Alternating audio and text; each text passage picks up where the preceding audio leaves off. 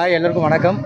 இந்த புரட்டாசி சனிக்கிழமையை ஒட்டி கிழக்கு மாவட்டம் தமிழ் வெற்றி கழகத்தை சேர்ந்தவங்க எல்லாம் நிர்வாகிகள் எல்லாம் சேர்ந்து இன்றைக்கி வந்து நம்ம தமிழ் வெற்றி கழக தலைவரும் தளபதிக்கும் வந்து இன்றைக்கி ஒரு சிறப்பு பூஜை ஒன்று பண்ணியிருக்காங்க. நேற்று வந்து பூமி பூஜை போட்டாங்க, அவருடைய படத்துக்கு பூஜை போட்டாங்க, இன்றைக்கி அவருக்காக பூஜை பண்ணியிருக்காங்க. இதில் வந்து நான் கலந்துக்கிட்டு ரொம்ப சந்தோஷமாக இருக்குது. ஒரு நண்பனாக நான் கலந்துக்கிட்டு ரொம்ப சந்தோஷமாக இருக்குது. ஒரு குட் நியூஸ் சொல்கிறேன்னு சொல்லிட்டு ஒரு 3 நாளைக்கு முன்னாடி சொல்லியிருந்தேன் ஒரு இன்டர்வியூவில்.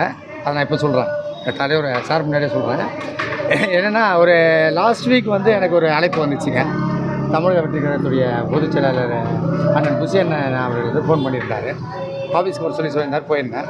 அங்கே போன உடனே தான் ஒரு இன்ப அதிர்ச்சி என்னென்னு கேட்டிங்கன்னா, தமிழக வெற்றி கழக தலைவர் வந்துட்டு, தலைவரும் என்னுடைய நண்பருமான தளபதி அவர்கள் வந்து பாலாஜியை வந்து மாநாட்டுக்கு ஒர்க் பண்ண சொல்லுங்கள் அப்படின்னு சொல்லியிருக்காரு.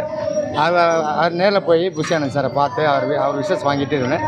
இப்படி ஒரு ஆப்பர்ச்சுனிட்டி எனக்கு கொடுத்துருக்காரு. ஒரு தலைவர் அவர், நான் நடிகராக அவர் கூட பயணிச்சிருக்கேன். நடிகரை தாண்டி இங்கே இருக்கிற தொண்டனில் நானும் ஒருத்தன். அந்த மாதிரி தான் ஒர்க் பண்ண போகிறேன் மாநாட்டுக்கு. அவர் என்ன ஒர்க் கொடுத்தாரோ அதை நான் சிறப்பாக செய்வேன், கண்டிப்பாக செய்வேன். பேருக்கு கட்சி ஆரம்பிச்சு வந்து தலைவர் சொல்லியிருக்காரு. பேருக்கு ஆரம்பித்த கட்சியெலாம் தலைவர் சொல்லியிருக்காரு. அதே போல் தமிழ் என்ன சொல்லியிருக்காருன்னா, இது ஒரு கடைசி படமாக இருக்காது, இது ஒரு கடைசி படமாக சொல்லியிருக்காரு தலைவர். அதுக்கு வந்து தண்ணியில் தான் எழுதணும் மாட்டு அப்படின்ற மாதிரி கருத்து. அவங்க பாண்டிச்சேரியில் இருந்ததுனால அவரால் தண்ணியில் எழுதணும்னு சொல்கிறாங்க போட்டுருக்கு. அப்படிலாம் ஒன்றும் இல்லை சார். ஃபர்ஸ்ட் ஆஃப் ஆல் வந்து ஒருத்தர் வராரு அப்படின்னா அவங்களை என்கரேஜ் பண்ணுறதுக்கு யாருமே இல்லை சார். ஒருத்தர் வரவேற்கணும். அவர் வந்தால் தான் அவர் என்ன பண்ண போகிறார், என்ன பேச போகிறார், அவர் எதுவும் சொல்லாத போது நீங்களே பேசிக்கிறீங்க. அதுவே எங்களுக்கு பவர் தான். ஏன்னா தலைவர் அமைதியாகவே இருக்கார், நீங்களாம் தான் அவரை பற்றி பேசிட்டு இருக்கீங்க. அப்போ யார் டெவலப் ஆகிட்டுருக்கா? தலைவர் தான் டெவலப் ஆகிட்டுருக்காரு.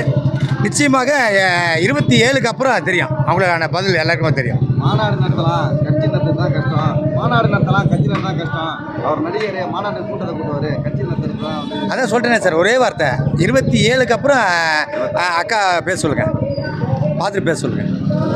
ராணுவ கட்டுப்பாட்டோட வரணும்னு சொல்லி சொல்லியிருக்காரு. அவரோட நண்பரை ராணுவ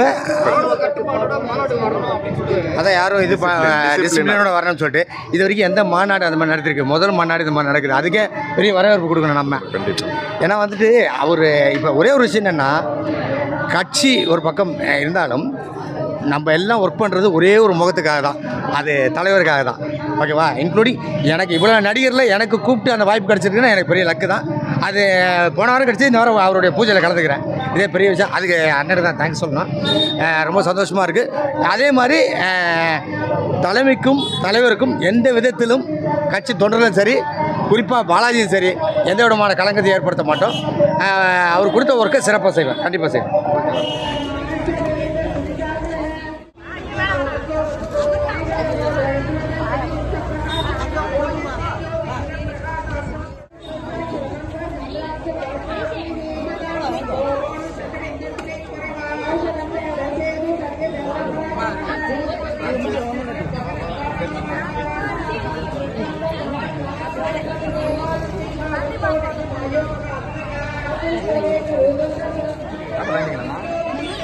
சாப்பாடு